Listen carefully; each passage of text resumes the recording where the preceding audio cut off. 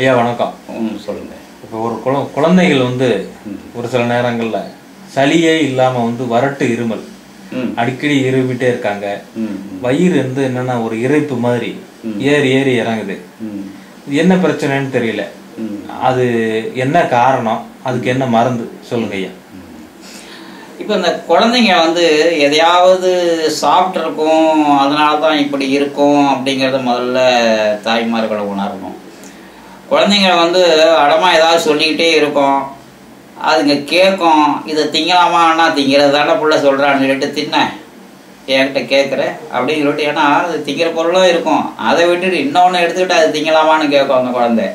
தின்ன என்கிட்ட கேட்குற, அவங்க கிண்ணத்தில் தான் எடுத்து திங்க போகிறாங்கன்னா இது வேற ஏதாவது கீழே கிடக்கிறத எடுத்து தின்னுக்கிட்டு இருக்கும்.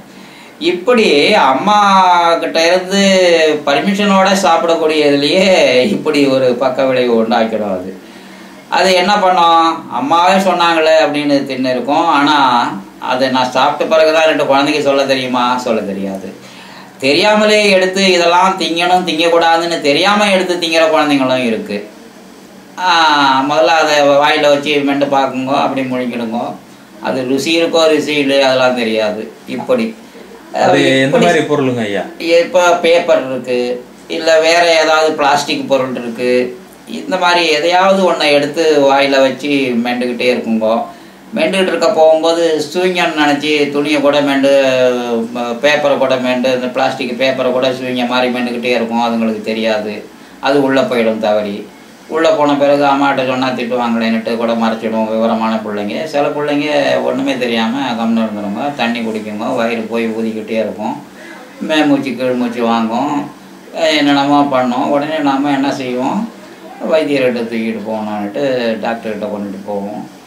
அவங்க என்னென்ன பண்ணணுமோ அத்தனையும் பண்ணி இருக்கிறதையும் வெளியெடுக்கிறேன்னு சொல்லி குழந்தை அதுக்கு தகுந்தபடி தான் வைத்தியம் பண்ணுவாங்க. ஏன்னா அதுக்கான படித்த மகான்கள்லாம் இருக்கிறாங்க, ஆங்கில மருத்துவங்க செய்வாங்க.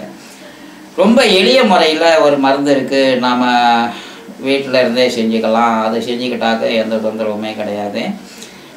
இப்போ அந்த வயிற்றில் உப்பிசமாக இருந்து குழந்தைங்க கண்ணு கூட கொண்டுட்டு போய் சொருகும், ஒரு மாதிரி நமக்கு பயம் உண்டாயிடும். பயப்பட தேவையே இல்லை. மஞ்சளை நல்லா, விரல் மஞ்சளை எடுத்து நல்லா சுட்டு கறி ஆக்கணும். கறி ஆக்கின பிறகு அதை வச்சு நல்லா கரண்டியில் கிண்ணத்தில் போட்டு நல்லா கரண்டியாலேயே அதை பருப்பு கடையிற மத்தால கூட வச்சு நல்லா நெச்சு பவுடர் பண்ணிவிட்டு, மெயின் பவுடர் பண்ணணும், அதுதான் ரொம்ப முக்கியம். அதில் கல்லுக்கெல்லாம் ஆரம்பிக்கக்கூடாது. அந்த அளவுக்கு சுட்டு எடுத்த அந்த இது சீக்கிரம் பவுடர் ஆகிடும். அதை பாலில் கலந்து டம்ளரில் வச்சோ அண்ணா வச்சு அப்படியே ஊற்றிடலாம். சில குழந்தைங்களுக்கு சங்கு பாலடையிலே வச்சு கலக்கி உள்ளே கொடுத்துடலாம். கொடுத்த பிறகு 2-3 ட்ரிப்பு மலம் கழியும். மலத்தில் சரியாக என்ன உள்ளே சாப்பிட்டு இருந்தாலும் அத்தனையும் எடுத்துக்கிட்டு வெளியில் வந்துடும். குழந்தை நல்லா ஆரோக்கியமாக இருப்பாள். அதனால் பயப்படணுங்கிற அவசியமே இல்லை. ஏன்னா இது வந்து எல்லா வீட்லேயும் யதார்த்தமாக இன்றைக்கி நடந்துக்கிட்டு இருக்கக்கூடிய ஒரு பயமுறுத்தக்கூடிய குழந்தைங்களுடைய இதில் இது ஒரு அருமையான வைத்தியம் முறையை நல்லா பின்பற்றிக்கிட்டிங்கன்னா குழந்தைக்கும் ஆரோக்கியம், அப்பா அம்மாவுக்கும் சந்தோஷமாக இருக்கும். ரொம்ப நல்லது, அருமையான முறை, கையாண்டு பாருங்கள். அது எந்த அளவுக்குங்க ஐயா கொடுக்கணும்? ஒரு கிழங்கு முழுசாக பண்ணிடணும். அளவுன்னு சொல்லக்கூடியது வந்து வயதுக்கு தகுந்தபடி. இப்போ தான் குழந்தைக்கு வந்து தேனில் மத்திச்சிட்டு விரலில் எடுத்து ஒரு 3 மிளகு அளவு நாக்கில் தடவி விட்டாலே அது போயிட்டு சரியாகும். 1 வயது குழந்தைக்கு வந்து ஒரு 1/2 புளியங்கொட்டை அளவுக்கு கண்டிப்பாக அது சேர்க்கணும்.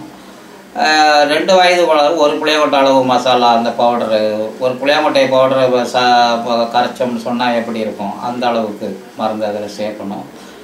அந்த அளவுக்கு கூட்டிக்கிட்டு போய்கிட்டே இருக்கணும், அவ்வளவுதான். அதில் வந்து அளவு முறை வந்து குழந்தையினுடைய உடம்பு தடாரத்தை பார்த்தும் நம்ம கொடுக்கலாம். அது கூடுதலாக போனாலும் ஒன்றும் பண்ணிடாது, எந்த தவறும் ஏற்பட்டுடாது, பயப்பட தேவையில்லை. அளவு முறை இது ஒரு சரியான அளவு முறை தான்.